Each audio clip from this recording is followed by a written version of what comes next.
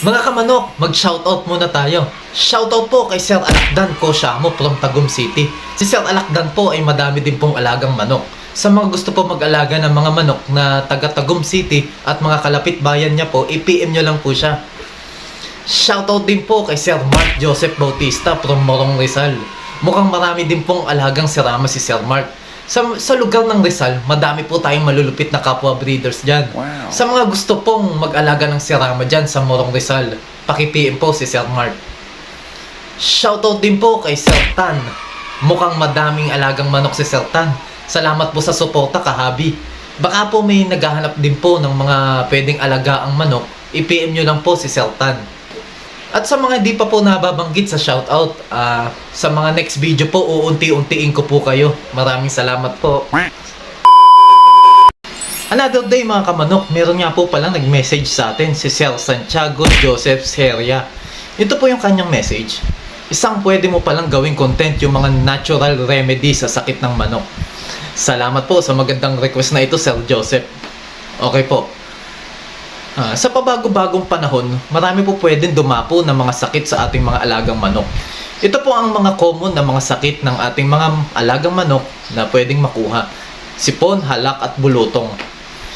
Itong mga nabanggit ko na mga sakit ay kapag pinakinggan mo ay parang napakasimpleng sakit lang, di ba? Pero kapag napabayaan po ang mga yan ay matinding hirap ang mararanasan ng ating mga alaga. Siguro marami na din pong mga nagmamanok ang may alam nitong mga natural o mga organic na pwedeng ibigay o igamot sa ating mga alagang manok na may sakit. Itong babanggitin ko ay tatlong natural na bagay lang na pwede mong igamot sa ating mga alagang may sakit na nabanggit ko po.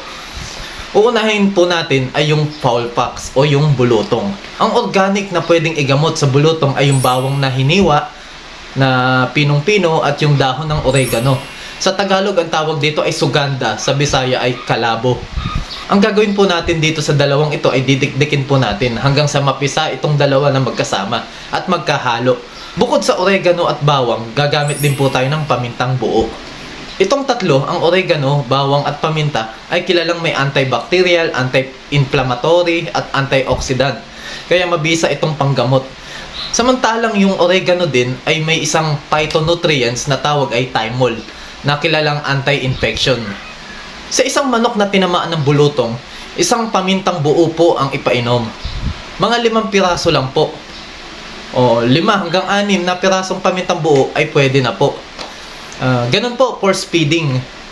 At yung dinikdik na dahon ng oregano na may bawang ay ilagay po sa mismong bulutong. Sa mga tumubong mga bulutong sa manok.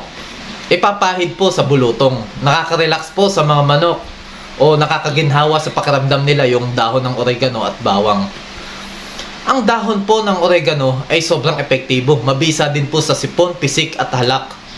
Sa sipon naman po, pwede din po natin gamitan ng dahon ng oregano. Dikdikin lang din po hanggang madurog. Pwede po ito isama sa patoka kung wet feeding ang ginagawa nyo, o pwede din po i-force feeding. Sa halak naman po, ang pwedeng gawin at gamitin ay yung hiniwang dahon ng oregano at pamintang buo na dinurog ng konti. Kung wet feeding po, ganun ulit ihalo po sa patoka. Pwede din po i-force feeding. Pati na rin po sa sipon at pisik, kung may mga sintomas na ganun, ito na rin po ang mabisang gamot na organic para doon. Disclaimer lang po, hindi po ako doktor o veterinaryo. Itong mga nabanggit ko po ay based lang po sa munting kaalaman ko sa pagmamanok at konting pagre-research na din po. Mas mainam pa din po na magkonsulta tayo sa mga doktor o veterinaryo. Kung tama kayo, mali ako, please magkomento po kayo para sa aming dagdag kaalaman. Feel free po na magkomento. Please follow, like, and share na din po para marami pa po tayong matalaki na katulad nito na makakatulong ng gusto sa mga nagsisimula sa pagmamanok. Muli po, maraming salamat po.